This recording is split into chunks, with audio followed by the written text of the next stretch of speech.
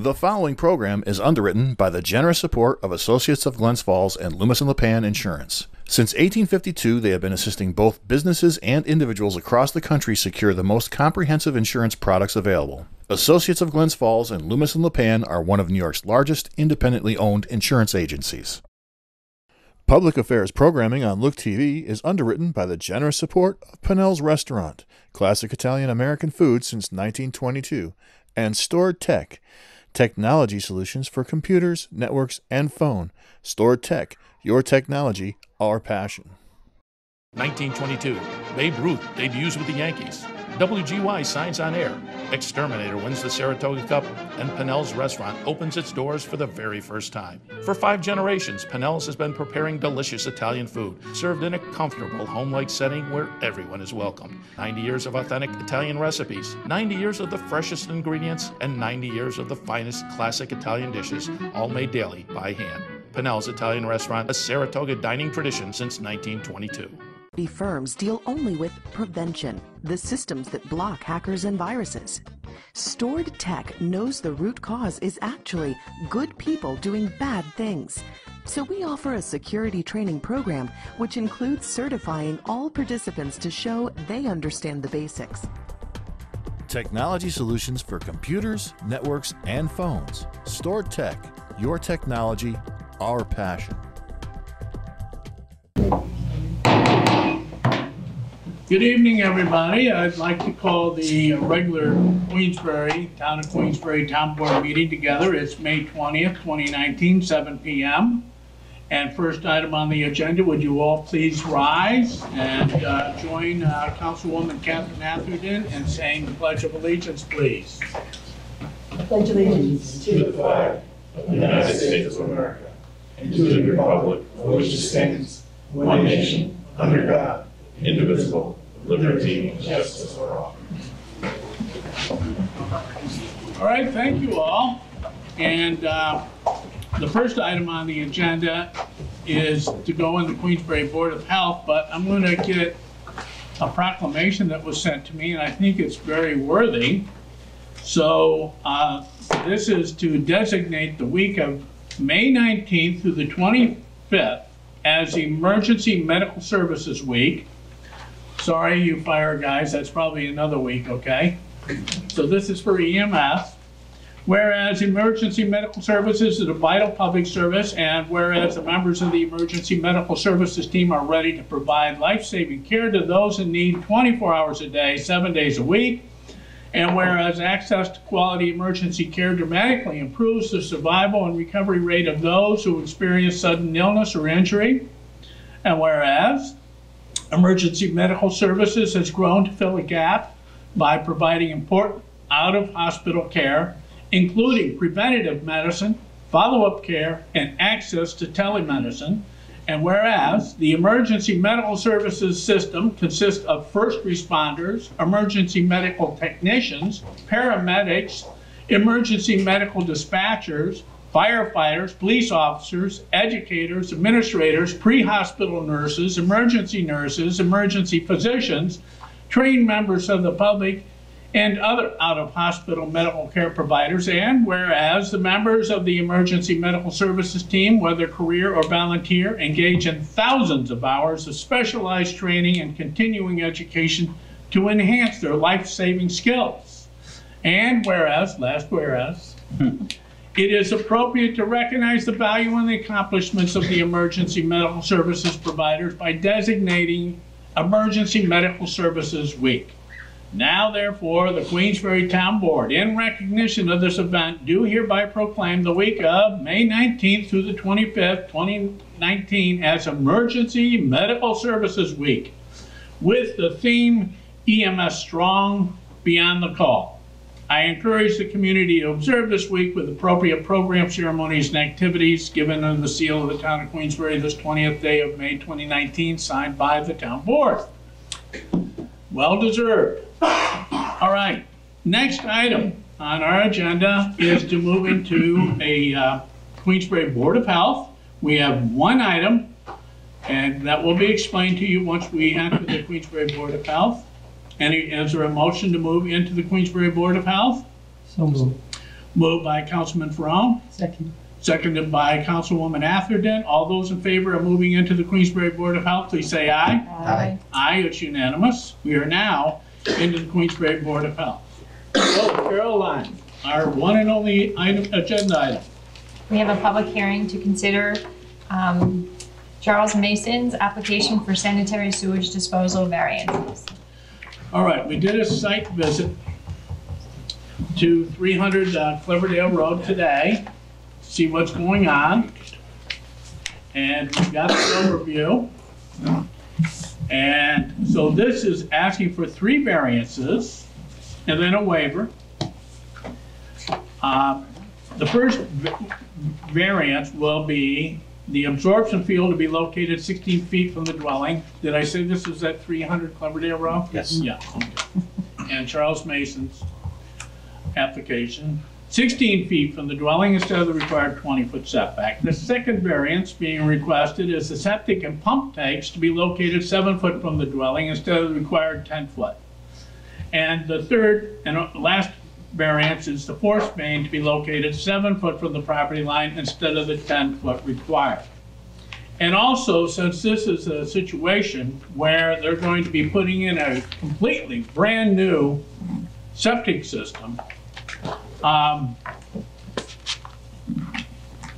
we're also going to consider, we have a public hearing for it tonight, consider adapting or amending our Town Code Chapter 137, allowing this kind of a situation to be an exemption from our septic inspection upon property transfer law.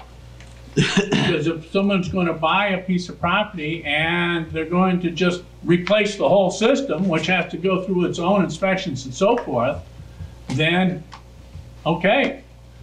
We didn't see that as an exemption. We see the value of that exemption. We're going to consider that exemption. So just to cover all bases, this is also asking for a waiver from the inspection process already required by our Code 137. So, so with that, we have Dennis McElroy, who was here as an agent and the engineer designing the system. Mr. McElroy, is there anything else you'd like to add to what I've already described? Well, you've covered it pretty well, John, but just for the record, I'm Dennis McElroy with Environmental Design, representing Charles Mason, the owner of the property at 300 Cleverdale Road. This property is under contract to be purchased by the neighbor to the south, the Freihoffer family. They recognize that the first step they will make upon the purchase is a construction of a replacement wastewater system. So thus we felt the inspection process was not necessary.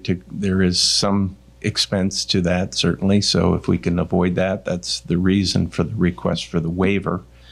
The setbacks are pretty standard for this replacement systems around the lake, where we don't have proper setbacks to a property line, to a dwelling.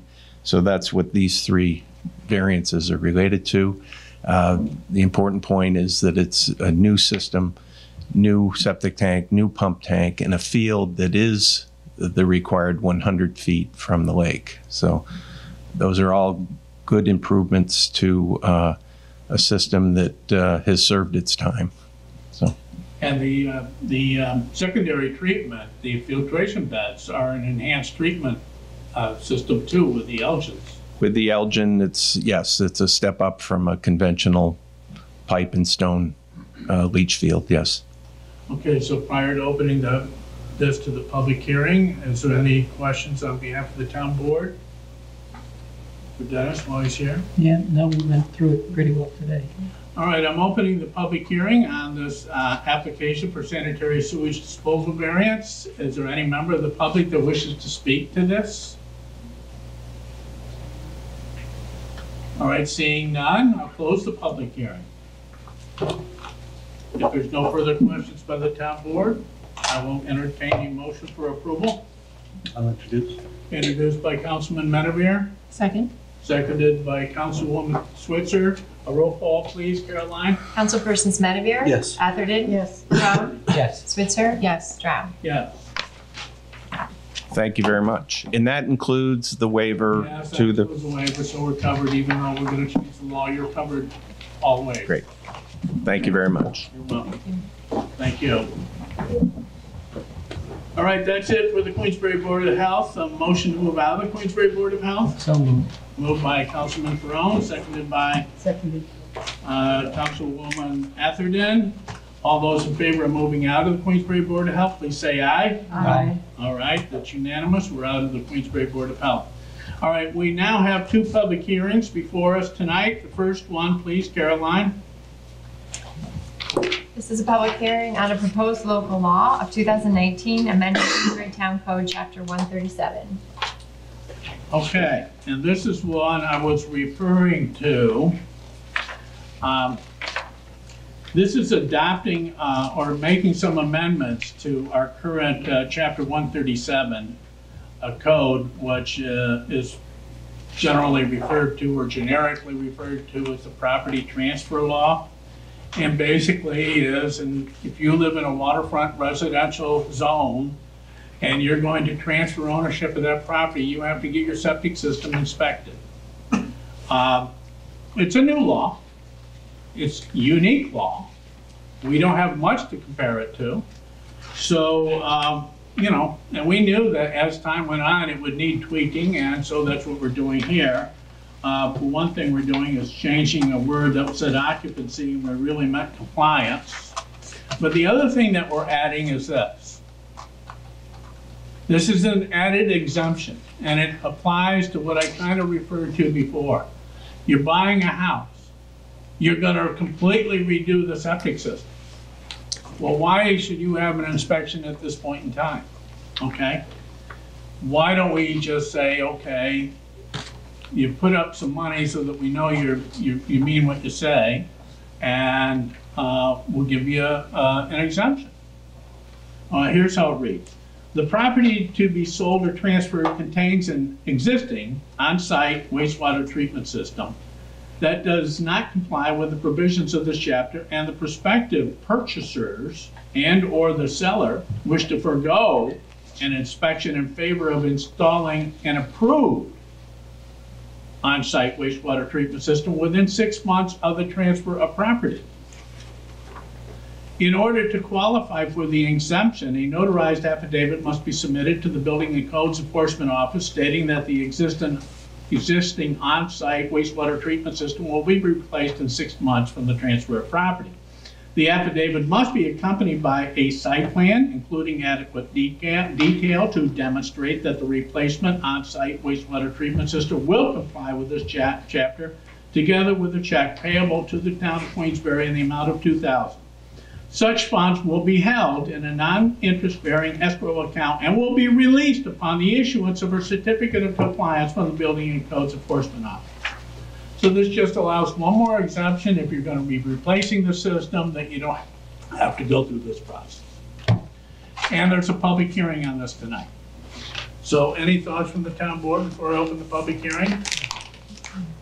All right, I'm going to open up the public hearing on this amending of Queensbury Town Code Chapter 137. Anybody in the audience like to speak to how we're proposing to amend that law? Seeing none. Any further thoughts on behalf of the town board? If not, I just have one. Yeah. We talked about this, John, and in the next round of this, since we know this is a working document, we really need to come up with some language for video inspection.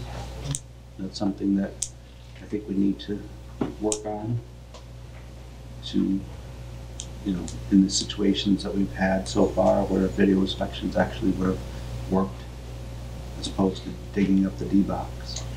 I asked Dave about that, and he says there is no alternate to digging up the D-box. There is no alternate? No, videotaping would not tell you what he needs to know. But I'm welcome to invite him to a workshop to have him explain. Okay. Okay? All right, any other thoughts? All right, how about a motion to approve?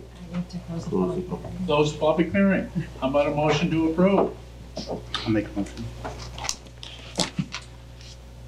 Tom did, Moved by Councilman Medavere, seconded. seconded by Councilwoman Atherton. Roll call vote on this, please. Councilpersons Atherton? Yes. Barone? Yes. Switzer? Yes. Stroud? Yeah, Medavere? Yes. all right, so adopted. The next public hearing, the last public hearing as far as public hearings go tonight. Your line when you're ready, 2.2. This is a public hearing on a proposed amendment agreement for fire protection services between the town of Queensbury and South Queensbury Volunteer Fire Company. All right, as you know, the Queensbury Volunteer Fire Company is looking to upgrade their current building located on Dix Avenue. It seriously needs upgrading, and to bring it up to compliance and code with today's standards.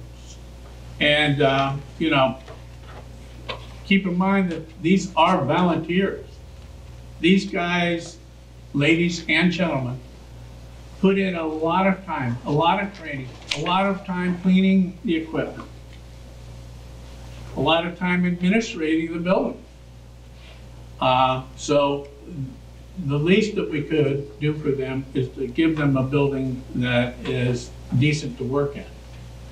So the plan that we had worked out some years ago, knowing that this needed to be done, was for them to pay their debt service off early, which they did do, true to their word.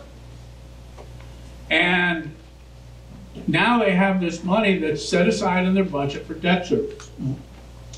This resolution before us that we have a public hearing on tonight is to set the money as, to say that that money that was set aside to take care of debt service can be used to design and plan for the building and site of their current location.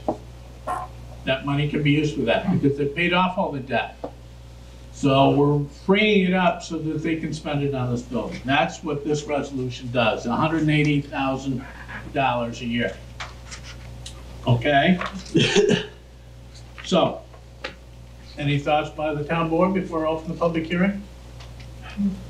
Okay, public hearing on this matter. Any member of the public wish to speak to what we're proposing here? Again, what we're proposing is the $180,428 that's set aside for debt service, which they don't have, they paid their debt off early, can now be used for design and doing their building upgrades.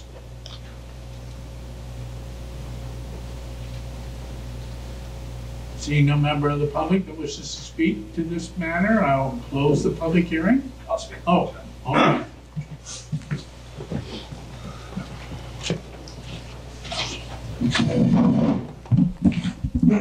Ron Dufour from the South Queensbury Fire Department, past chief and chairman of the building committee. Sorry about my appearance. I just ran for my second job and I forgot to grab an extra pair of pants. But I just want to thank the town board for cooperating with us in the process we were looking to do. I know it was a long process and we kind of butted heads a little bit here and there, but I appreciate what you guys done. It's going to be a total new station pretty much, as far as, you know, I mean, you guys seen it, and it's definitely needs a lot of work and new roofs. And I kind of wanted to explain what we're kind of looking at doing, not just throwing money away. You know, all new roofs, where we had the asbestos or not the asbestos, but the mold removal. We had that taken care of. That'll be all taken care of. We've had a lot of issues with people slipping on the floors in the apparatus bays. That'll be all taken care of with epoxy flooring. We were lacking office spaces. This will take care of the office spaces, and the evap for the exhaust on the trucks.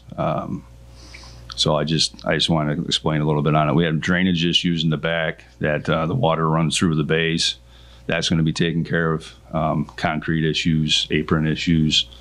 So that's pretty much what I wanted to say, and I appreciate the town board for keeping an open mind and working with us. Well, thank you. Thank you.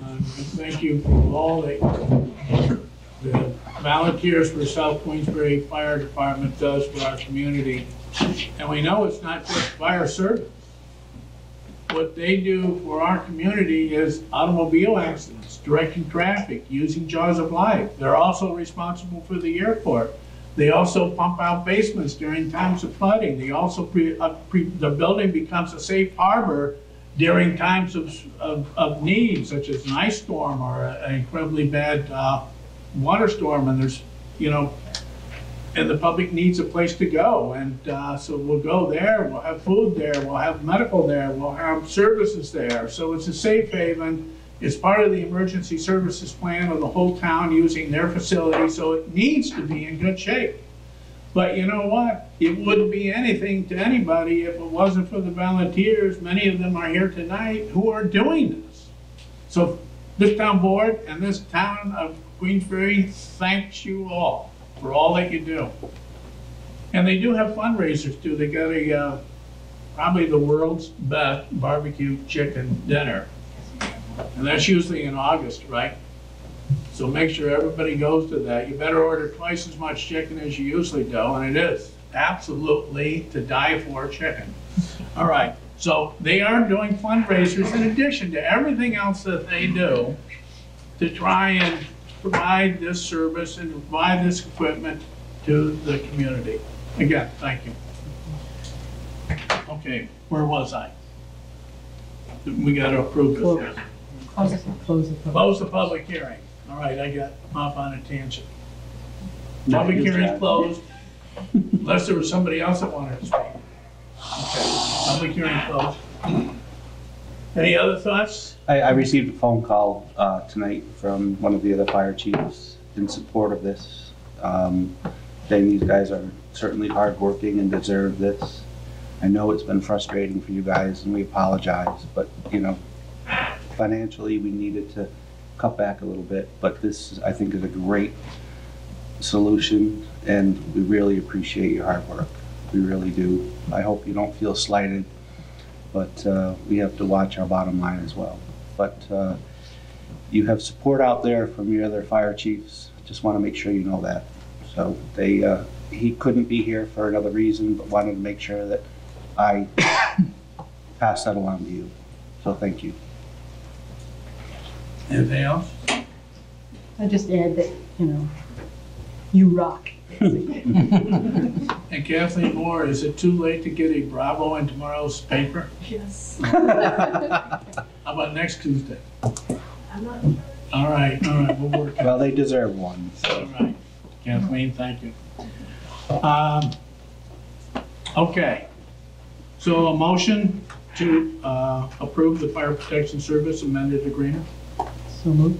Moved by Councilwoman Atherton, seconded by Councilman Crone. Roll call vote on this, please, Caroline. Councilperson Barone? Yes. Spitzer? Yes. Stroud? Yes. Madavir? Yes. And Atherton? Yes. Okay, that's it for public hearings. Next is we have resolutions. So here's what happens to this. I will briefly describe all 13 resolutions before us, which actually is less than usual. So it won't take me much time. And then I will give the public an opportunity to speak to any of the resolutions before us tonight. Now, that opportunity, please speak to the resolutions before us tonight. If you have another town matter that's not necessarily related to the resolutions, I will give you an opportunity to come to this board and share your thoughts with us a little bit later in the meeting. But this part of the meeting is just to the resolutions, okay? All right, Caroline? I'm ready. 4.1. Resolution authorizing electronic signatures. Okay. The world is moving to a world where we need to do electronic signatures. Did you, in fact, read the sexual harassment policy and you're a town employee? Yes. Well, this way you can send your electronic signature and be covered that you read the policy. Now, the training has to be interactive, so once we have that together, you can use electronic signatures for that. There's so many things that we can use electronic signatures for today, but this town board must approve that concept before we can go ahead with that, and that's 4.1. 4.2. Resolution increasing petty cash allotment and Water Department. All right, from $100 to $200. 4.3, Resolution authorizing purchase of rotating mechanism for pump number 2 at Meadowbrook Road Pump Station from Siebert Equipment. all right, we have multiple pumps. We had one break down. We need a part, and it's $19,976. 4.4, Resolution authorizing agreement between Town of Queensbury and Queensbury Youth Baseball and Softball. all right, we do this every year. We put $12,000 out of our community fund for Queensbury baseball and softball. And this helps reduce the entry fees for our young people and keeps this affordable and provides money to buy safety equipment and equipment for those kids that can't afford it and so forth. This does a lot of good things. We do it every year, and they depend on us, and we depend on them. It's just another good thing. 4.5, Resolution authorizing purchase of radar feedback signs units from Traffic Logics. all right, we get complaints about just about every road in Queensbury. The number one complaint is traffic speed. Number two complaint is usually water after a big rainfall. And sometimes it's our fault, sometimes it's the property owner's design of the property. Sometimes it's, like over here, we have Lake Bay Road. I call it that, because that's practically what we had. We had a lake where there wasn't one, and it's because of a private culvert was blocked. So it took 3 days to try and find the end of the culvert and to dig it out, and the owners of the property had to pay for all that, not the town. But the other property owners, which were being threatened with higher than normal water, I don't think any damage was done. It may have, if we didn't clear it out as soon as we did, but, you know. So let's get back to the number one thing, is speeding. So this is to purchase some radar feedback signs. In other words, they're going to tell you how fast, you know the one that's going into the village of Lake George, you see that one? You know, it says 35, even though the speed limit above it says 40. That one? In any event, I think that is supposed to be going down to 35 during, I think they have a seasonal fluctuation of speed limit. But in any event, it says 35, and then if you're exceeding 35, it flashes that you're going too fast. All right, we thought we would try these because everything, you know, what can you do? There are various calming techniques that you can use. They're all very expensive. They should have gone into the design of the road to begin with. They don't do much good. Councilman Ferrone and I took a course in what you can do to help with the traffic situation, the traffic flows and the traffic speeds, and there really isn't much. However, the studies show that these do work. Not for everybody. I mean, still 5%. They're still 5%. There's the 15% rule. That 15% of your people are going to speed, period. They don't care about the sign. This reduces that number down to just 5%. Okay, so you can say big deal. Well, you know, it works. It's not perfect. So we want to buy, and I think you wanted to buy 6. This is proposing 5. The Councilman Ferrone and others would like to buy 6. So you need a pair on a road in both directions. So Town Council, can we change this to purchasing 6? Yes, easy. We can do that. They're around 3,000 apiece. I can So why don't divide. we make it not to exceed 19,000? That will cover us. Can we do that? Sure. Okay. And we'll So, make okay. changes. And then we'll buy 6 of these radar feedback signs. I like country club. Yes, and we can buy more, but this will get us started. And then we also get, you know more about this than I do. Well, We yeah. get 1 year of free service. The signs give you feedback on every vehicle and how fast they're going, so it'll give you an average of On both sides. how many miles per hour more people are going on the road. So when these signs first go up, they'll just be taking that feedback information. We'll be able to download that. Actually, they come prepared with a cloud, so we could just download it right through the cloud. And then after about a month of that, we'll have a good sense of what speed to set the sign at, so that if it's a 35 mile per hour road, you're probably going to want to set it, let's say 30 miles per hour, so that they know far enough in advance that they're approaching that speed, that, you know, the limit, and it'll flash to you telling you to slow down. And statistics say that these help quite a bit. Yeah, so we figured, well, let's try it. So now everyone's gonna say, my road, my road. All right, well, let's get it started. Okay, thank you. 4.6. Resolution authorizing award of bid for salt barn modifications and improvements project. All right, this is to get the salt barn over on Big Bay Road repaired. And it's $98,720 to add walls, concrete walls, and to add a roof over it, and then to take, not to take it down, but to fix it up. And we had another, this was a bid. And we had somebody else assess this, and they said the price is about right. So we've done our due diligence to make sure that this is about the best we can do to get that salt barn fixed up. 4.7. Resolution authorizing hiring of Karen Dwyer as office specialist in Community Development Department. All right, so we have an employee that's retiring. We need to have her replaced. And Mrs. Dwyer is the one that met all the requirements for the position. Several candidates were interviewed, several resumes were reviewed.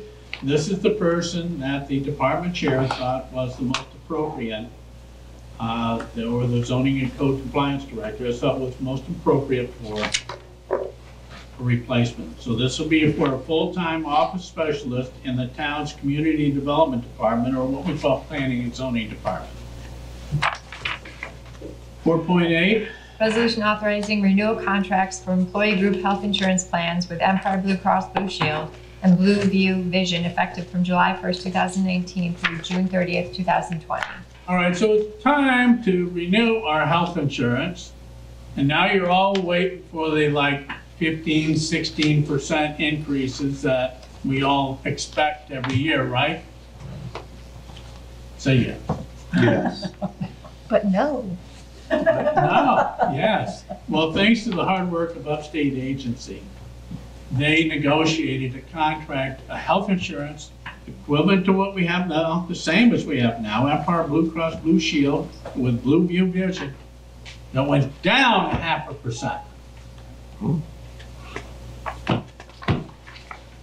All right, 4.9. Resolution adding Mountain View Terrace to list of town private driveways and road names. All right, even private driveways that are long enough and substantial enough need a private name. There is one going up Oxbow Hill Road, and we asked them what they would like to call it, and they said Mountain View Terrace. 4.10. Resolution authorizing inclusion of informational notices in town water tax collection bills. All right, this town board is being asked to give their approval that we can include some town-related information in your tax bills, your water tax bill, certain information that might relate to the tax bills, it might relate to the upgrading of water meters, it might relate to hydrant flushing, or the availability of the town's annual drinking water quality reports, or some other things that can be included in here. Say it's just more efficient if we can include it in your bill. This town board is looking to approve that policy. 4.11. Resolution to amend 2018 budget. All right, just shifting where it wasn't needed to where it is. That every month. 4.12. Resolution approving audited bills warrant of May 21st, 2018. Okay, so this is a warrant with a run date of May 16th and a payment date of May 21st, sorry, totaling $1,172,952.23. 4.13 and the last. Resolution authorizing Halfway Brook Trail license agreement between Town of Queensbury and City of Glens Falls. All right. This only took 10 years? 4 years, 5 years. When was it that we had, Maury Thompson was the reporter? He's not gone that long. Yeah, well, he hasn't been going that long, but it's been that long. I mean, there was a big article with Mayor Diamond, myself, the map, showing the maps in the watershed that we wanted, this Halfway Brook Trail, and how the city was gonna work with us and we were gonna get there. Well, it wasn't all that easy. There was a lot of back and forth and talking about language and getting hung up on words and duties and responsibilities and all that. But last Tuesday night, the Glens Falls Common Council approved the Halfway Brook Trail license agreement between the town of Queensbury and the city of Glens Falls. That means there is going to be a Halfway Brook Trail. Now, as part of the whole integrated comprehensive trail system that I've explained before, but in case you didn't know, you know, we have the Rush Pond Trail, and then we have the Warren County Bike Trail, and we have the Feeder Canal Linear Trail. Well, this will be one leg into connecting all those. We have one more after this I call the Halfway Feeder Connector Trail. But this is an important part of an off-road multimodal experience. I went up to somebody this day, I mean, Kathy Keatsman, a true friend, one of the best human beings I think that God ever made. And calling hours were this morning, and I met her son, Jim Keatsman, who was a former student of mine. And I said, "You lost weight?" He said, "Yes, that's because I'm bicycling the trails. Some of them are yours." And I said, "That's great." He said, "Yes, it's good for exercise, it's good for health." Well, and it's also good for the spirit, because when you get out there on the Halfway Brook Trail or one of the other trails, it just feels good to be there. And if you're bicycling, when you come out on the northern terminus of the Warren County Bike Trail, and what opens before your eyes is the beautiful Lake George. So it's a great experience. It's good for the quality of life. It's good for your quality of health. And thank you to the Common Council, Mayor Dan Hall, the City of Glens Falls for working with us and finally getting us here. And that's the last resolution tonight. So, John, yes. point of information. I noticed that we had in our documents 2 marked resolution 410. I don't know. One's 411. Yes. Yeah, so that's okay. One is marked, yeah, the one that should be 411. Resolution amending 2018 budget should be 4.11. Okay. Yeah, and I mentioned that to Pam, and in the official records, it is 4.11. Okay. And I noticed that too. Thank you, though. Okay. Let me open this up to the public. Anybody in the public wish to speak to any of the 13 resolutions before this town board here tonight? Yes, sir.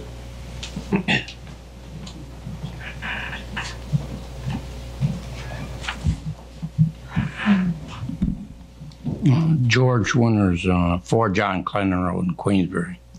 4.5. You already had signs that flashed. One. One, you used to bore them from the, It's a mobile one. yeah, but you used to bore them from Warren County, right? Yeah, we used to. Yeah. You're right. Then we bought our own. It's a mobile unit. We do use that. We can't get it all the places people want it. Yeah, but these are gonna be permanent? You're gonna put them on a pole and cement them in the ground? They could be Yes. both permanently installed, and if we want to in the future, they can be moved as well. It can It's be- going to be with solar powered. Okay, and the only other thing, well, okay, you check on the speed, but why aren't we having the troopers or somebody follow up on it? You know, look at the money we pay for. I'm telling you now, I can't go out of my house and go to Walmart without I see a trooper or sheriff. I gotta say, pretty sure that the troopers stop a lot more than the sheriffs. The sheriffs don't want to get out of the car because they'd have to make a report. That's my feelings. Oh, George. I never see it, well, I shouldn't say never, but most of the time they're troopers.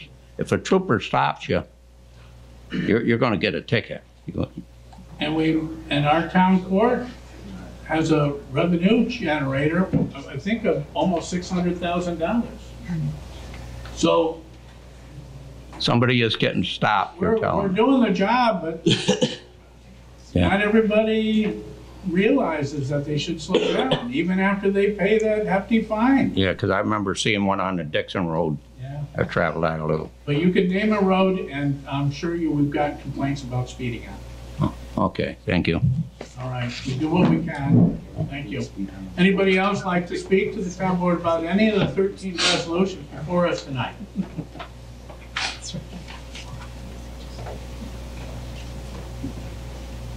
Okay, moving on. Town board member thoughts, any roll call votes? or- 4-8, please. 4-8.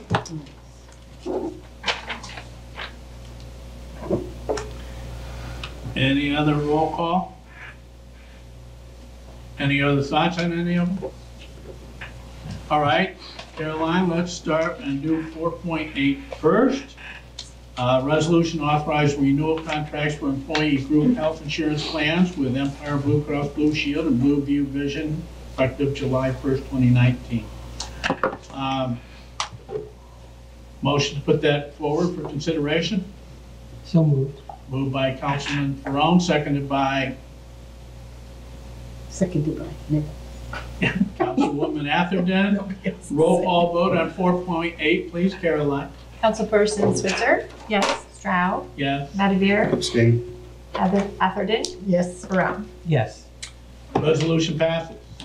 Now the remaining resolutions, 4.1, 2, 3, 4, 5, 6, 7, and 9, 10, 11, 12, 13. Anybody like to move those forward? I'll introduce. Introduced by Councilman Medavir, Second. seconded by Councilwoman Switzer. Roll call vote on the remaining resolutions, please, Caroline. Councilperson Stroud, Yes. Madavir, Yes. Atherton, Yes. Barone, Yes. and Switzer. Yes. And thank you for the support of the trail. Really appreciate that. Good job. Yeah, Excellent. It's all coming together. yeah, it is. And I made those changes that you asked for, 4.5, and I'll make sure it gets to the town clerk for our records. All right, thank you. Thank you. Town council, about happy. All right, any correspondence, Caroline? Do not have any. No correspondence. Privilege of the floor. This is where you get to talk to the town board about any town issue that you may have, and this is your opportunity. Yes, ma'am. Hi, Sue LaPorn. Hello, everybody. Sue LaPorn. Yep. Same thing. I guessed that. I knew. So when was I here last? The end of March or beginning of April, you said there was going to be a forum of some sort about the nuisance law in May, A workshop, yes. a workshop. Yep. So what happens is, that document was reviewed by legal.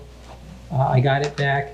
I then met with Buildings and Codes Director Dave Hatton. He made some recommendations. Apparently, there are some things in this proposed nuisance law that are already covered by other things. So I am working on paring that down to cover just the items that we don't have already in our code book, so that we can then push this along and get that on a workshop and hopefully it gets approved at some point. Okay, you're saying there's already some kind of law in place? Well, we have codes in our code book that cover certain things like, well, it doesn't cover noise. He said there was something in there to cover trash. Sorry, I didn't have my notes with me, but what I'd love you to do is reach out to me, give me a call, and I'll be glad to go over where I am up to this point and share that with you. Oh, okay, thank you, 'Cause I know will. that's important to you. And did you tell me the last time I was in here that you're waiting for the nuisance law before you regulate in some way the short-term rentals? The game plan that we have that Jennifer Switzer has taken the leadership on is that the short-term rental law will be kept pretty basic. It is going to include permission to become a short-term rental, and you have to have the people who are local who can respond immediately to any issues that we're having with that property. It will include that contact information. It will also include a kind of site review to make sure that there is ample parking. And we may, in the short-term rental law, and Jennifer, speak up anytime I'm going out of line here, it may include a limitation as to the number of parties allowed to be there. It certainly will include like the number of cars that are allowed to be parked there. And it may include other things, but we're trying to keep that simple because as Councilman Brown, who's been working on the nuisance law, will address the other issues. So we're hoping that they will work together. Now, this whole process isn't easy because there's a lot that you have to do, a lot of pieces together. As you know, I just talked about the halfway book trail and the language on that. It took, what, 5 years? So, and the property transfer law took over 3 years. So, you know, and the 800 other things that we got flying in the air at any one time, we're trying to work on this. As a matter of fact, this topic is the topic on our June 24th workshop. So you're welcome to come to that too. Are there any laws in place with any agency as to how many people can be in a house, considering how many bedrooms are in there? I think there have been some limitations like that. I mean, are there any now, anywhere that you know of? I don't know, Jennifer, did you run into any in researching that? There are some, but it would be with a permitting system. So I met with Dan Baruch of the town of Lake George. So that hasn't come to a standstill while we're still working with on the nuisance side of it, on the nuisance law side of it. So I met with Dan Baruch to get an idea of what the town of Lake George is doing. And there are some, it can be part of the permitting process where depending upon the number of bedrooms that there are and the number of bathrooms that we only allow, or that they can only be allowed to have so many people in that dwelling, to rent that dwelling. So that would kick in if there were any kind of a complaint and there were more there than what their permit allows, that would be one of the considerations. So I'm not saying that that's what the town would do, but that's definitely what are some of the things that are out there. But there's nothing today, right? No, the town has nothing that addresses that right now, but it could be part of the permitting process for the short-term rentals. Does that answer your question? Well, I was just wondering if you happen to know if even the state agency addresses that, for not just a short-term rental, but any rental. If you have a 3-bedroom house, are you allowed to put 30 people in there? Do you happen to know? Well, I mean, are there any fire codes or? It's a very good question. Let us research that. We'll certainly, if you want to come to our June 24th town board workshop over in the conference room, and Jen will make sure she follows up, and I think we have your contact information, so we can follow up. Is there a Board of Health rule regulation? Is there a building and codes rule and regulation? That's what you're asking at. That's exactly. Yeah. And we'll try and find out your answer and get back to you. So June 24th is really more for the short-term rental, right? The nuisance law is different. It's for both. It's for both. So June 24th is going to be? It's a workshop, so there'll be discussion. It'll all be together. All right, what would be nice is that our 24th workshop, or after the discussion, that we have a clear outline of where we want to go with this. And that we can, that's the hard part, is getting all the pieces together to get the clear outline, which you'll be glad to hear is the last leg. Oh, yeah. So, Okay, all right, June 24th. Thank you. all right, 6 o'clock. 6 o'clock? Okay, gotcha. okay, thank you. Anybody else like to speak to the town board on any town topic? Yes, sir.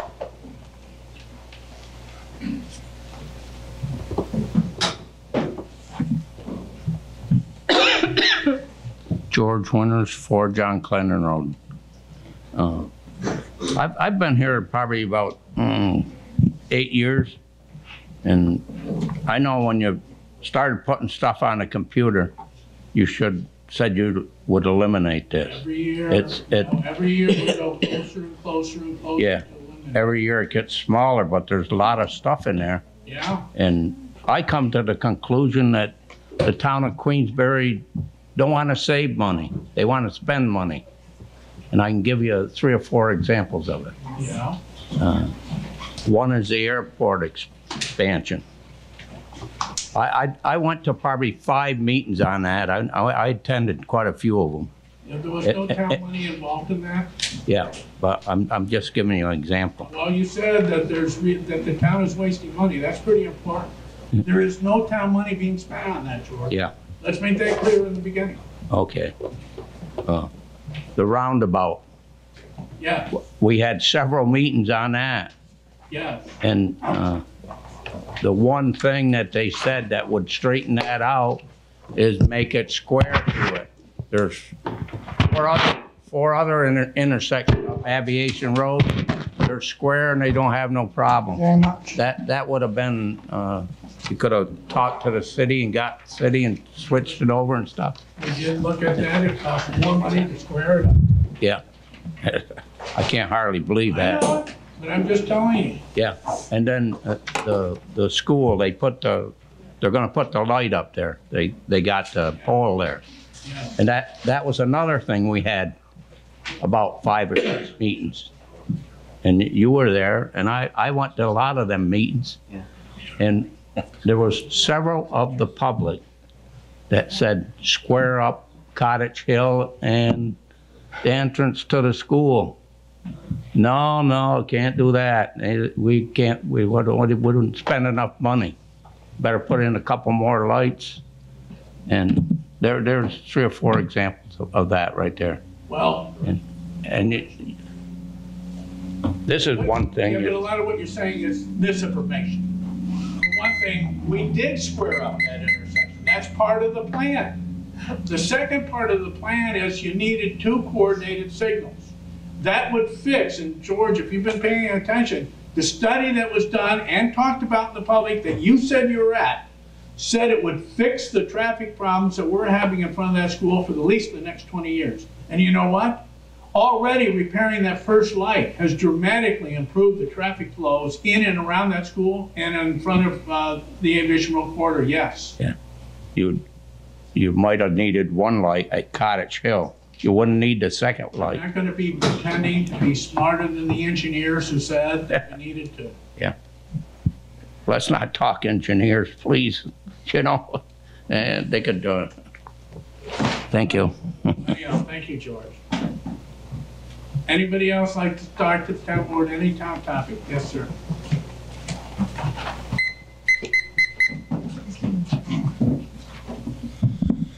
Ron Dufour, 45 Pitcher Road. I work for the highway department, and I just wanted to probably maybe stepping on people's toes a little bit, but the payroll, the new payroll that you can get on an app and use. I know the guys at work are complaining a lot about it because most people don't use PCs, and every time you log into that, you have to, it says it does not recognize this computer, and it texts you a number, and you got to put it in every time. Is there any way that we can talk to, I don't know if it's a new company that we're using now or what, but is there a way that they can make it mobile friendly, like a mobile friendly app that we can get on?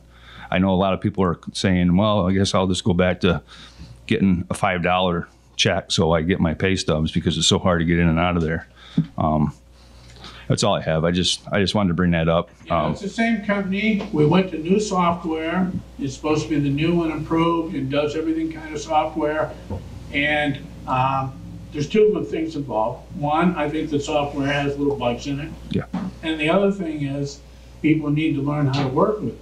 Yeah. So yeah. between the 2, yes. We're going through a little rough water right now. But your suggestion to look into making it mobile friendly seems reasonable to me, and I put it down as something I'm going to look into tomorrow. Okay, I mean, to be honest with you, it's great. I mean, I get on it and it's great. I mean, you can see everything on it. It's really, you know, it's got a lot there compared to what we had. I know before I was just getting email, but it's just, I know some of the guys are getting frustrated, and I'm sure some of the departments in the other town are the same. It's and I know they're trying to do away with going paperless, which is great. But I think people are getting frustrated, and they're gonna be like, well, I'm taking a $5 check so I can get my stub. And now we're going back to paper again. So, thank you guys. Right, thank you. Thank you. Anybody else like to speak to the town board about any town topic? Okay, seeing none, let's move on. Town board discussions. Let's start with you, Jennifer. Sure. I have something that's a little bit out of the ordinary, but I think it's important that I've been working on. We've been talking a lot about spending money tonight, the town wasting money, saving money. And at our last town board meeting, we moved some money from our fund balance into some reserves. And I just want to bring to everybody's attention that I'll be working with our budget officer and the town department heads on a capital plan project and a projection. We got some information from some of the town department managers, but it really wasn't at the level I think that we need as a town to help us make good financial decisions. So I came up with a plan that I'll be working them with that will help outline for us the types of projects that we'll be working, that we'll be requesting from the department managers, whether it's preventative maintenance, replacement, health and safety, service enhancement, or compliance. It will include how we're going to fund these capital projects or these capital infrastructure improvements. It will be scheduled out 5 years. So again, as we move into the start of our budget season, we'll have a better idea of not just what our day-to-day spending is, but what we think we'll have to spend in the next 5 years. So in those times when there was a downturn in the economy, and we don't have as much money from sales tax, or even as we start preparing for what might happen with retail in this area and how that might affect our budgets, we'll know how we can sustain our infrastructure, how we can sustain our roads and the livability of this town, and plan for that. So we won't have hopefully these huge swings in our tax levies and our tax rates. So I just want to kind of bring that to everybody's attention. I'll be circulating this to you as board members so you can take a look at it, and if you want to add things, if you want additional information, but I'm hoping that this will help all of us make some really good, I shouldn't say some really good, I think we're making good decisions now, make better decisions on the fiscal health of the town. So a little bit out of the ordinary, but just wanted to bring that to everybody's attention.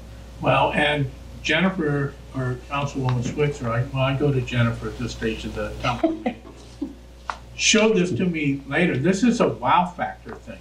This is fantastic. I mean, and putting a priority, if something is dealing, for example, Jennifer explained to me, which is one of the things that goes into the wow factor, if compliance. All right, if something is needed as an expense to make us compliant because we're out of compliance with some state rule or regulation, we don't want to go there, that would receive a priority. So not only is it a potential allocation, capital and otherwise, of expenditure, it is also something that you can put a, what's the term that you use, Jennifer, a certain a priority on on, and make sure that this compliance item gets taken care of, and we got money set aside for it. So I think the structure that you have worked out, Jennifer, is fantastic. Very, very good work. Okay. Very pleased to have you on board. Councilman Ferone, or George. Thank you, John. No, I just wanted to say a couple of things.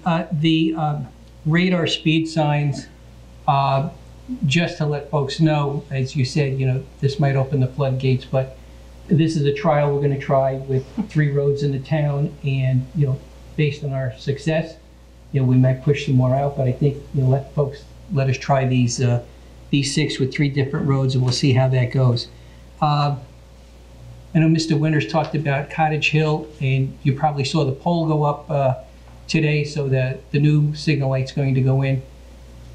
As John indicated, that's going to work with the one by the church and by the middle school, which has been there for, I don't know how long. It's been there for as long as I can think of. But the one at Cottage Hill really is important because, as you do, I go up and down that aviation road all the time, and I notice that people are trying to shoot across to get into the school, and with traffic coming, and I've seen buses do it, it's been getting a little close, so it's good that that signal light's gonna go in. It's gotta be commissioned, I don't know how long before it'll actually be active, but probably be in there for the new school year anyway. And I know there's a couple of folks here from South Queensbury, and I just wanted to say I'm real happy that we were able to work something out there. You know, touring your building, you definitely needed to get something done there, and I'm glad you were able to come up with something that we could agree to and get that done. So I'm looking forward to touring it when it's all done. So, yeah, and thank you for all your work, George, that you did on the speed control signs. You know, like it is, I think, one step closer to making the world a better place here in Queensbury. Yep. So, thank you. Catherine? Well, I don't really have any events. Other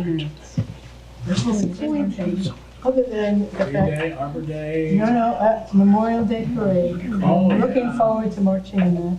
I couldn't march in it last We year. don't really march, we just walk. Okay. It's not, I know, it's not 2, 3, 4. It's a march. But, so I'm looking forward to that, and I hope everybody turns out for that. It's great parade. I've gone many years, but I've always been a bystander. Yeah. So I'm looking forward to that, and hope everybody comes out to remember our veterans, to honor our veterans. Well, thank you for mentioning that. It's important. And that's- Well, it's not just veterans. Memorial Day are those people who didn't come back. Well, they are veterans. Yeah, it's those people Yeah. who gave their lives to get the ultimate Yes. cause. Yes, but they're veterans. And they're veterans, yes, but it goes beyond just being Veterans Day. It's those veterans who aren't with us. Yes. the memorial. And it's to memorialize them. Well, thank you. Tony? Kind of different conversation, but we had another rash of burglaries last night in North Queensbury, of all places. The roads that were hit, very, very odd, because whoever did this actually had to work to get there. But it's interesting, the Post-Star wrote a story, and in the days of fake news, they were so spot on with their story because they never mentioned break-ins. These cars were entered illegally because every single one was left unlocked. Even if you dial 911 to report that your car has been entered illegally, you have to dial 3 digits, where if you have a key fob, you push it once to lock your door. I cannot believe in this day and age that people don't lock their car doors. As an insurance guy, I can tell you, it's so much easier to push that button than it is to fill out a police report. And in every single case last night, even though we had torrential downpours, 7 cars were broken into, and every single one was unlocked. Valuables were taken. Why are you leaving valuables in your car? This is outside their home? Yes. If you're leaving your car unlocked, at least have the common sense to bring your stuff inside. But I can't imagine that happening because you can't push a button. So it's beyond me. Really good until then. That people just don't understand that, you know, lock your car doors. It's all you need to do. And you probably wouldn't have lost your valuables inside your car. Even more importantly, lock your car or your house when you go to bed at night. Not a big deal to twist the key, really. So again, it's the insurance guy in me.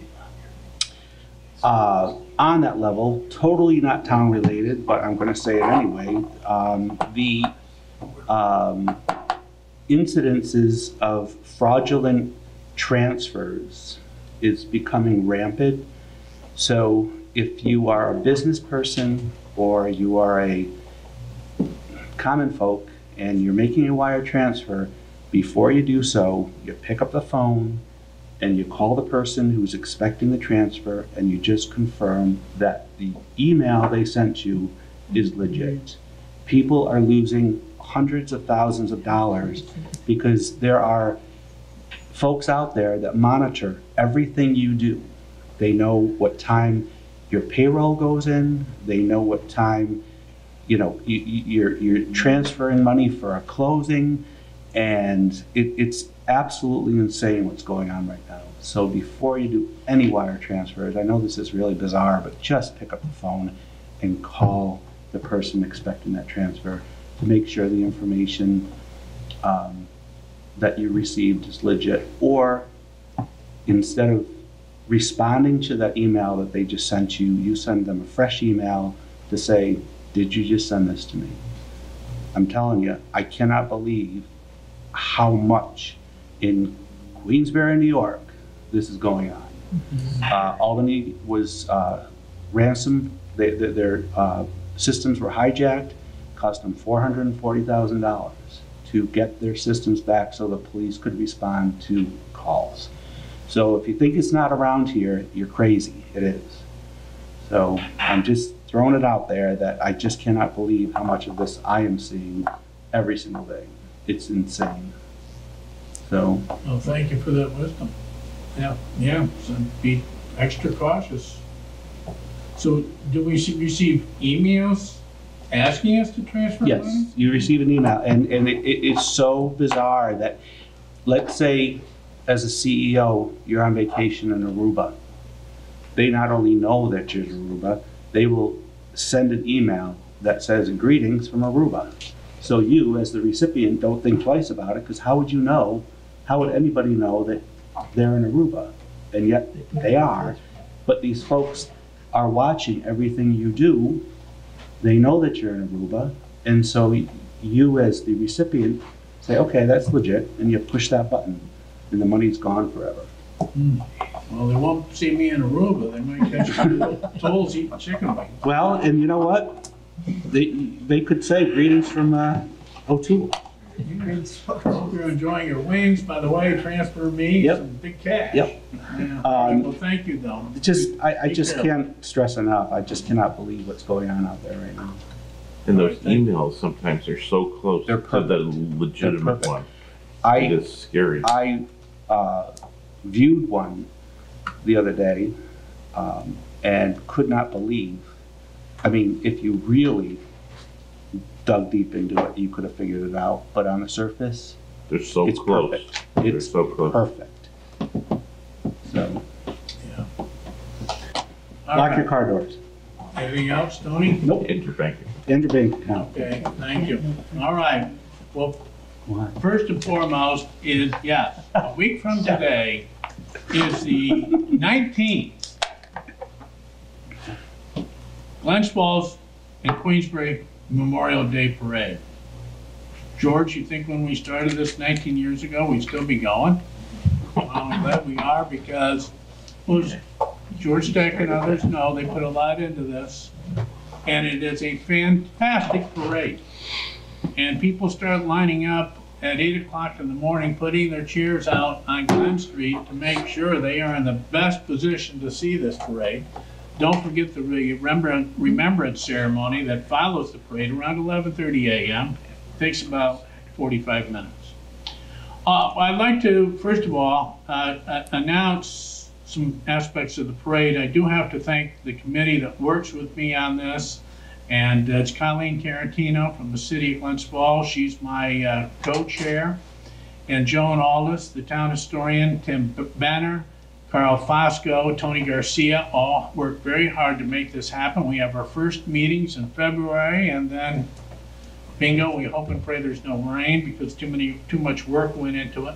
But even if it does rain, we still have the remembrance ceremony, which is probably the most important part of the parade, is the remembrance. And that will be in the ice house back of the YMCA if there's rain. So the remembrance ceremony still will go on. Okay, the Grand Marshals this year, 3 of them. Carl Frank, Wayne Hamburg, Bob Abbott, I'll tell you a little bit about these in a minute.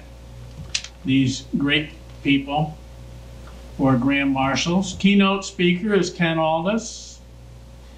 Our New York State representative to read the Lincoln-Gettysburg Address will be Queensbury's Brady Stark. And we have a Memorial Day youth outreach program that asks the schools of Glens Falls and Queensbury to get the students involved in what Memorial Day is all about. We have various activities we suggest to the teachers, but two of the most successful are an essay contest and a poster contest.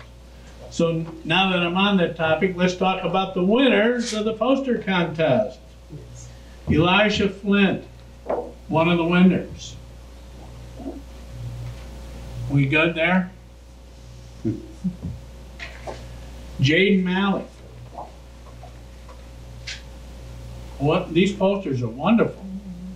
You will see them hung up. I distributed 56 of them Friday afternoon around the city of Glens Falls. Adler Palmer.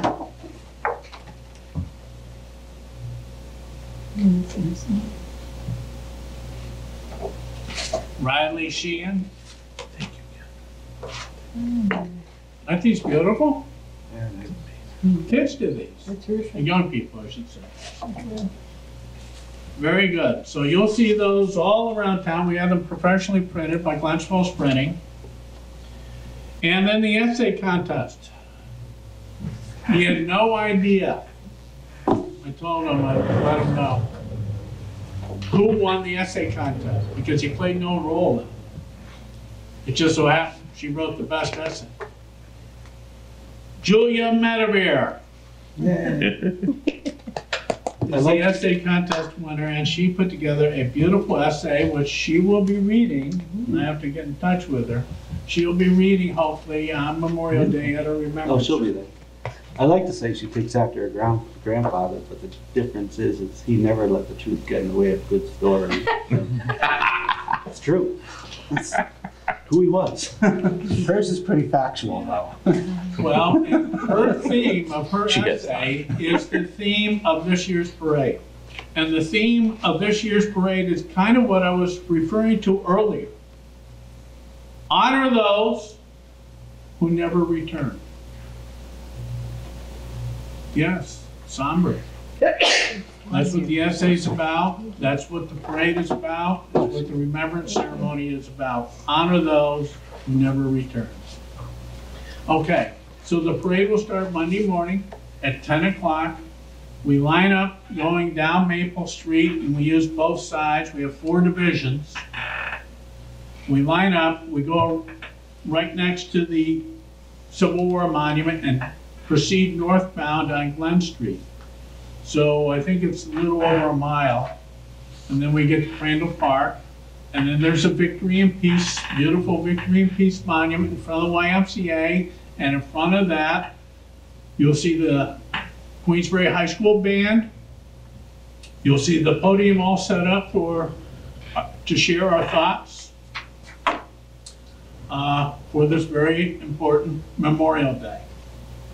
And that's the remembrance ceremony. And it starts around, at the end of the parade, around 11:30ish, and it goes to about 12:15 or so.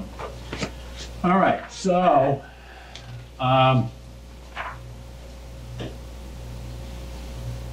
so we have the whole program set out. I did send a copy of this to the Chronicle and the Post-Star, the whole program for the remembrance ceremony. And Carl Frank, who is a Queensbury resident. I'm going to skip a lot of this and just go for, he was with Company C, Combat Engineers Battalion, as he shifted and moved around. His service started May 12, 1944. He left for England, where the Battle of the Atlantic was raging, and it was a dangerous 13-day trip. You didn't know when a German sub was about. And then he landed in an LST on Omaha Beach on July 5th. His first assignments were to clear mines, drive trucks while in the midst of the Battle of St. Lo. Also, while at the Battle of St. Lo, he met General Omar Bradley, and he tells me that story, and it's an interesting one, but I have to skip it for the sake of brevity. He's multiple pages of remarkable stories. Carl and his fellow troops made their way to Paris. They liberated Chateaudun, and then Carl was part of the Red Ball Express. This is the convoy system that supplied the Allied forces. Carl's closest call to death in all of this was from friendly fire. He was in a Red Ball Express. They were supplying lines, and two of our planes striped the convoy. The guy next to him who was driving the truck did die, did get hit. Carl was lucky.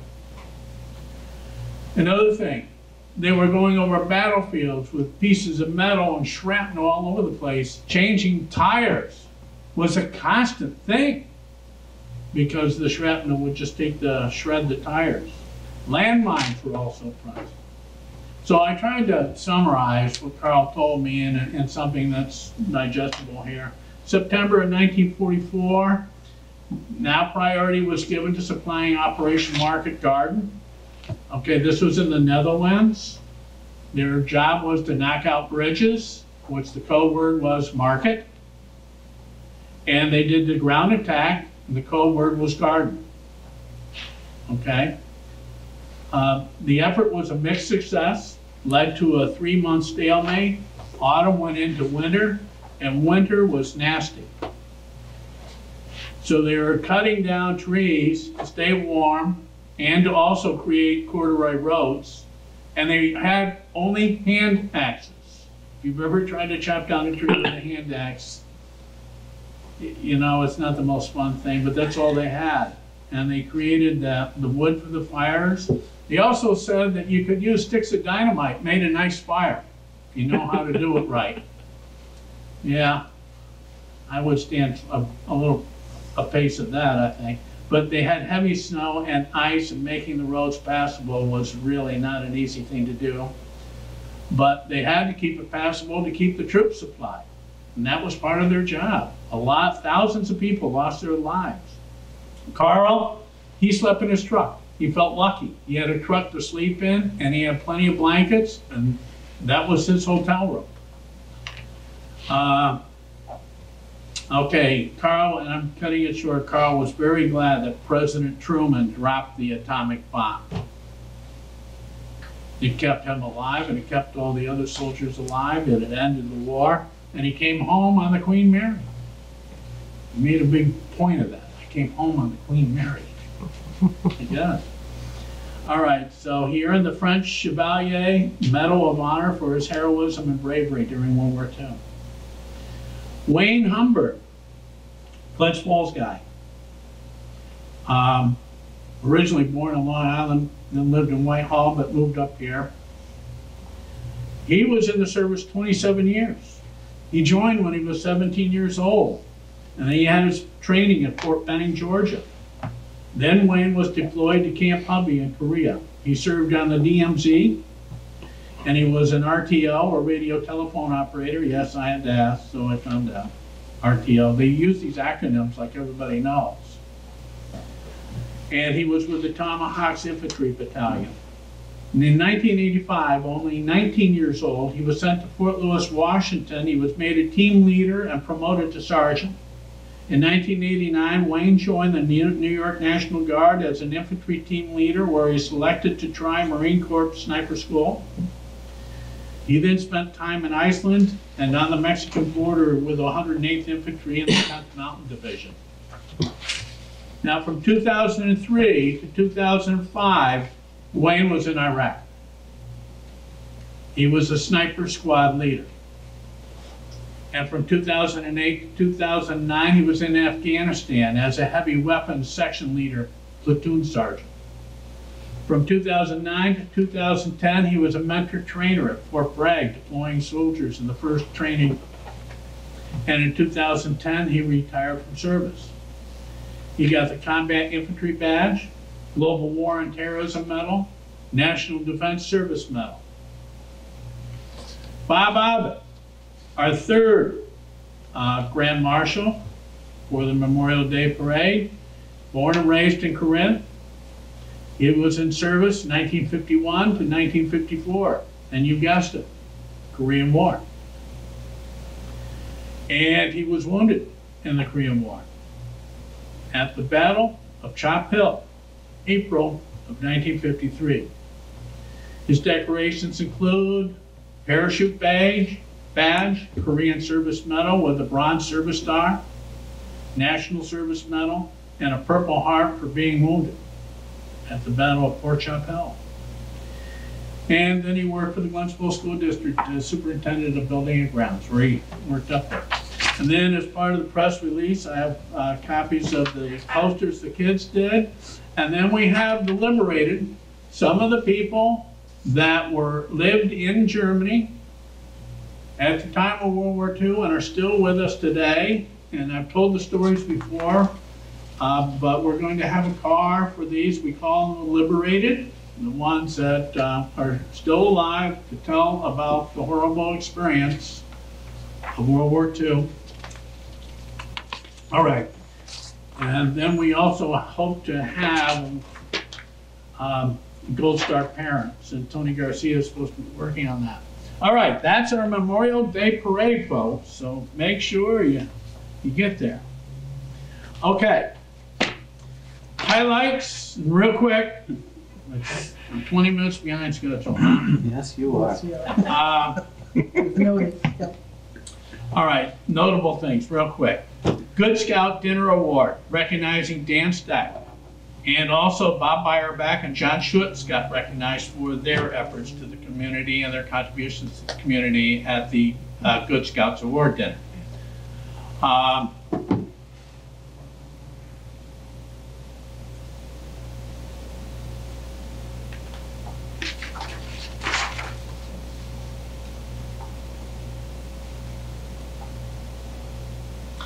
We also had the Queensbury, right here in this room, the Queensbury Seniors Recognition Luncheon, very nice, for all the volunteers in our community and all the things that they've done, and there's just too many to mention, but you know, that's a good thing.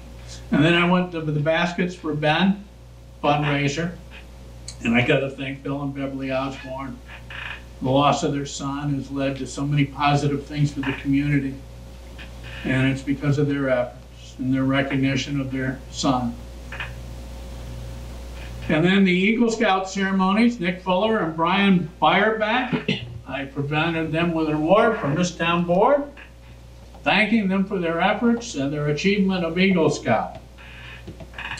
And then yesterday I prepared my 1929 Model A Ford for the Memorial Day Parade. It's all set. And that's it, folks. I hope you locked it up. That doesn't see any rain. It stays in a locked garage. And let me trust you, even if I left the keys in it. You know what you need to know to drive a 1929? It's not like today's cars. You know, It's not a key fob. you know what retarders are and those kind of things, and George probably knows, but you can't just jump in them and drive away. That ain't gonna happen. You have to know what you're doing. You're not gonna get very far. You know what the best anti-theft mechanism for car thefts is these days? And now it's if you own a 1929 Model A Ford. That or just a clutch. Oh, yeah. Most thieves don't know how to drive a clutch. Well, this is a clutch, and you know what? The transmission is not synchronized. So it's not just knowing how to work the clutch. You know how to have to work that transmission. And they say if you're in a hurry, you're in the wrong car. Don't take that out. But it's a beautiful looking car. It'll be in the parade. So are you in the front? No, I'm behind the service now. I'm in front of the politicians. I'll leave the politicians out. You're gonna smoke You us guys out? gotta walk. You're gonna be smoking us out the entire time, aren't you? No, it doesn't smoke. No, it's a very clean vehicle. All 40 horsepower. I'm just kidding, John. You know, there are lawnmowers that have more horsepower than that. All right. Anything else for the good of the order? All right. Well, I want to thank Look TV, School board Mr. vote Barlow. What? School board vote tomorrow. School board, well, yeah, they won't see this until it's all. Okay. You should still Uh, vote. Yeah, Joe Barlow, Look TV, thank you. Thank you, members of the audience, for coming. Thank you, Town Council Bob Hapker and Town Clerk Caroline Barber and Town Board, thank you all. So, a motion to adjourn? So moved. Moved by Councilwoman Switzer, seconded by Councilwoman Atherton. All in favor of adjourning, say aye. Aye. Unanimous. We're adjourned. The following program is underwritten by the generous support of Associates of Glens Falls and Loomis and Lipan Insurance. Since 1852, they have been assisting both businesses and individuals across the country secure the most comprehensive insurance products available. Associates of Glens Falls and Loomis and Lipan are one of New York's largest independently owned insurance agencies. Public affairs programming on Look TV is underwritten by the generous support of Pinnell's Restaurant, classic Italian-American food since 1922, and Stored Tech, technology solutions for computers, networks, and phone. Stored Tech, your technology, our passion. 1922, Babe Ruth debuts with the Yankees. WGY signs on air. Exterminator wins the Saratoga Cup, and Pinnell's Restaurant opens its doors for the very first time. For 5 generations, Pinnell's has been preparing delicious Italian food, served in a comfortable, home-like setting where everyone is welcome. 90 years of authentic Italian recipes, 90 years of the freshest ingredients, and 90 years of the finest classic Italian dishes, all made daily by hand.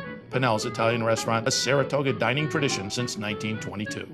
Firms deal only with prevention, the systems that block hackers and viruses. Stored Tech knows the root cause is actually good people doing bad things. So we offer a security training program which includes certifying all participants to show they understand the basics. Technology solutions for computers, networks, and phones. Stored Tech, your technology, our passion.